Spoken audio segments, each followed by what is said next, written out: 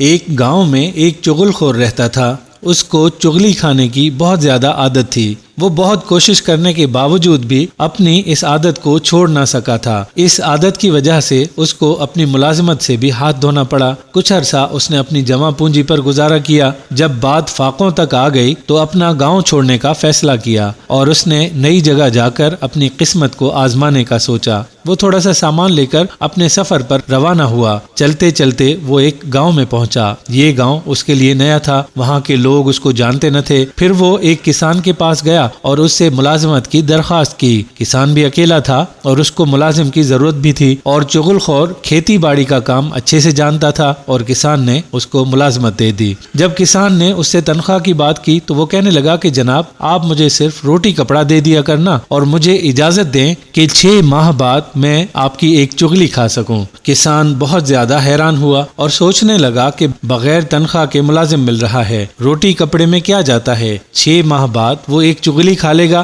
تو اس میں میرا کیا جائے گا۔ کسان نے اس کو ملازمت دے دی۔ اس طرح اس بات کو 6 ماہ گزر گئے۔ کسان تو اس بات کو بھول گیا، لیکن چغل خور کو یاد تھا۔ وہ معاہدے کے مطابق 6 ماہ بعد چغلی کھا سکتا تھا۔ ایک دن کسان جب کھیتوں میں کھیتی باڑی کر رہا تھا، چغل خور اس کی بیوی کے پاس گیا اور اس کو کہنے لگا کہ کسان کو کوڑی ہو گیا ہے۔ اس کی بیوی اس پر بہت زیادہ حیران ہوئی، لیکن اس نے بہلا پھسلا کر اس کو اپنی باتوں میں لے لیا اور کہنے لگا، کوڑی کی بیماری والے انسان کا جسم نمکین ہوتا ہے۔ اگر تمہیں میری بات پر یقین نہ آئے تو تم اس کا جسم کاٹ کے دیکھ لینا۔ کسان کی بیوی چغل خور کی باتوں میں آ گئی اور سوچنے لگی، اس طرح نوکر کے سچ جھوٹ کا بھی پتہ لگ جائے گا۔ اس نے کہا، کل جب میں کھیتوں میں کھانا لے کر آؤں گی تو پتہ لگ جائے گا۔ تو اس طرح چغل خور کھیتوں کی طرف نکلا اور کسان کے پاس پہنچا۔ فصل پک جانے کی وجہ سے کسان 2 دن سے گھر نہیں گیا تھا۔ چغل خور اس کو کہنے لگا، تم یہاں کام کر رہے ہو، تمہاری بیوی وہاں پاگل ہو گئی ہے۔ پاگل ہونے کی وجہ سے وہ آدمیوں کو کاٹنے کو دوڑتی ہے۔ کسان اس کی بات پر حیران ہوا اور سوچ میں پڑ گیا۔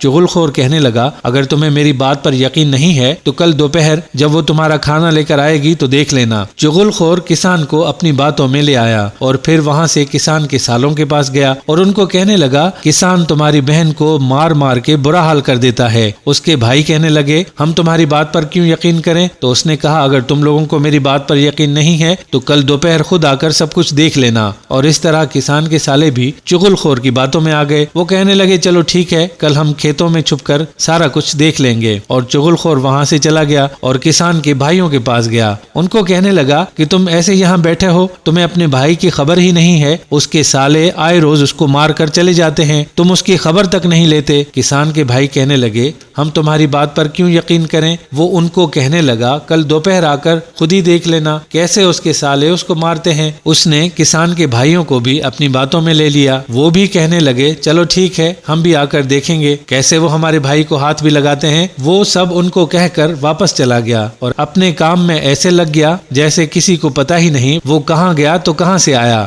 اگلے دن جب کسان کی بیوی اس کے لیے کھانا لے کر آئی تو کسان کھیتوں میں بھی اس کے قریب آنے سے ڈر رہا تھا، اور کسان کی بیوی اس کے قریب آنا چاہتی تھی تاکہ اس کو پتہ لگ سکے کہ اس کو بیماری ہے یا نہیں۔ جب کسان کی بیوی نے روٹی رکھی نیچے زمین پر تو کسان پیچھے ہو گیا۔ کسان کی بیوی اس کے قریب آنا چاہتی تھی لیکن کسان اس سے دور ہو رہا تھا۔ جیسے ہی کسان نے لقمہ لینے کے لیے ہاتھ آگے بڑھایا تو کسان کی بیوی نے ساتھ ہی اس کے ہاتھ کو کاٹ لیا۔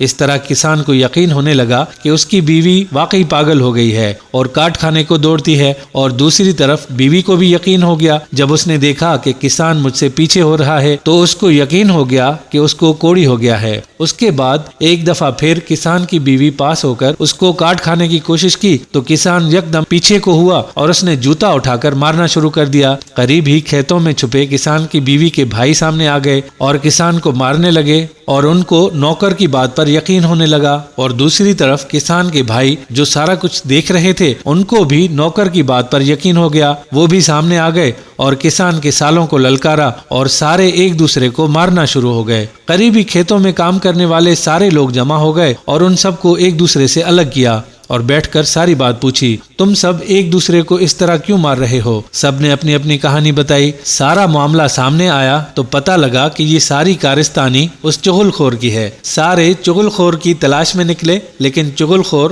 گاؤں چھوڑ کر جا چکا تھا۔ دوستو، یہ تو صرف ایک حکایت تھی، لیکن آج کے دور میں بھی ہم ایسے ہی ہیں۔ کسی نے کسی کے خلاف ہمارے کان کیا بھرے، ہم اسی ٹائم اس سے لڑنے کے لیے بھاگتے ہیں۔ اللہ تعالیٰ نے ہمیں عقل اور شعور سے نوازا ہے اور ہمیں اشرف المخلوقات بنا کر بھیجا ہے۔ اپنی عقل کا استعمال کرتے ہوئے کوشش کرنی چاہیے کہ ہم ایسے شر سے دور رہیں جس کی وجہ سے کسی دوسرے کو بھی تکلیف نہ پہنچے۔ دوستو، اگر ویڈیو پسند آئی ہو تو اسے شیئر ضرور کیجیے گا۔ اگلی ویڈیو تک رضوان الحق کو اجازت دیجیے۔ اللہ حافظ۔